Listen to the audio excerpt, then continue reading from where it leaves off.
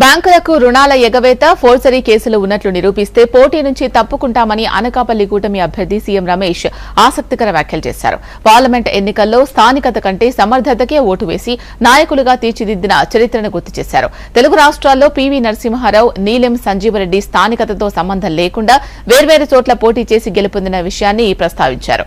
ఉత్తరాంధ్ర ప్రజానీకానికి మరో ఎర్రన్నాయుడులా అక్రమాలను ఎదిరించడానికి జలగం వెంకటరావులా వ్యవహరిస్తారని సీఎం రమేష్ తెలిపారు.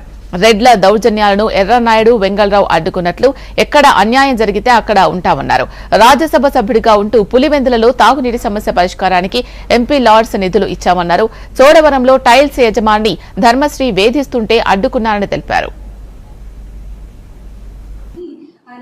దానికి అదేమో చెప్తున్నా, ఈరోజు అత్యంత ధనవంతుడు ఈ ప్రపంచంలో జగన్మోహన్ రెడ్డి, అత్యంత ధనవంతులు సుబ్బారెడ్డి.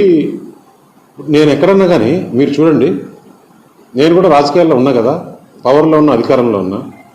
ఏ పోర్ట్ అయినా నేను లాక్కున్నానమ్మా, ఏ ఇండస్ట్రీ అయినా నేను లాక్కున్నానా? నాకేదైనా ఒక ఇండస్ట్రీ ఉందా? ఇప్పుడు జగన్మోహన్ రెడ్డి చెప్తాడు కదా, అయ్యో వాళ్లకు చంద్రబాబు నాయుడుకు ఛానల్స్ ఉన్నాయి, మాకు ఛానల్ లేదు. చంద్రబాబు నాయుడుకు ఇండస్ట్రీస్ ఉన్నాయి, మాకు ఇండస్ట్రీ లేదు. ఇంత దేశంలో ఇంతమంది ఎడ్యుకేటెడ్, చాలా సీనియర్ పీపుల్, చాలా జనరలైజేషన్ ఉన్నారు. వీళ్ళంతా ఏమనుకుంటారని కూడా నమ్మకం లేకుండా ఈరోజు చూడు, ఎవరు? రవీంద్రనాథ్ రెడ్డి ఎవరు? ఇప్పుడే జస్ట్ నేను చూస్తున్నా. దానికి రేపు ఎన్ని కథలు చెప్తారో చూడు.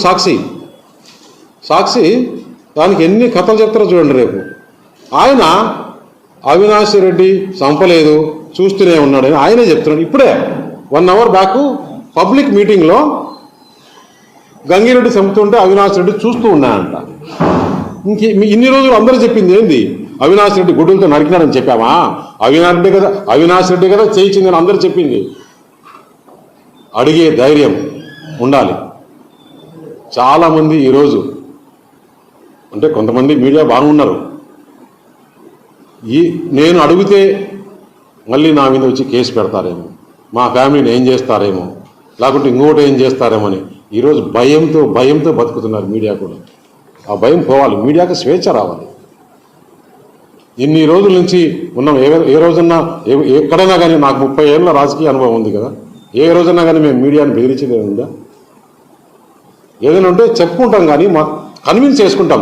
మీరు ఒకవేళ ఏదన్నా రాంగ్ న్యూస్ ఇచ్చినా కానీ, అయ్యా ఇది కాదు, ఇది కనీసం నిన్న వాళ్ళు చేసేటప్పుడు, నా మీద వార్త రాసేటప్పుడు ఏమి జరిగిందని నన్ను అడగచ్చు కదా. అందులో నేను మీడియాని తీసుకొని పోకుండా పోయింటే చూడడానికి అబ్బో ఇంకా నా పైన ఏం చెప్పిండే వాళ్ళు. ఈరోజు అది జరిగింది కాబట్టి యావత్తు అనకాపల్లి దీంట్లో కూడా ఇటువంటి లీడర్ కావాలి, ప్రశ్నించే లీడర్ కావాలి, ధైర్యంగా ముందుకొచ్చే లీడర్ కావాలి. ఇన్ని రోజులు వైసీపీకి భయపడి అందరము అనగదొక్కారు. ఇలాంటి నాయకుడు కావాలని చెప్పి నాకు 100లకు 1000కు ఫోన్లు వస్తున్నాయి, వాట్సాప్లో మెసేజ్లు వస్తున్నాయి, సోషల్ మీడియాలో వస్తున్నాయి.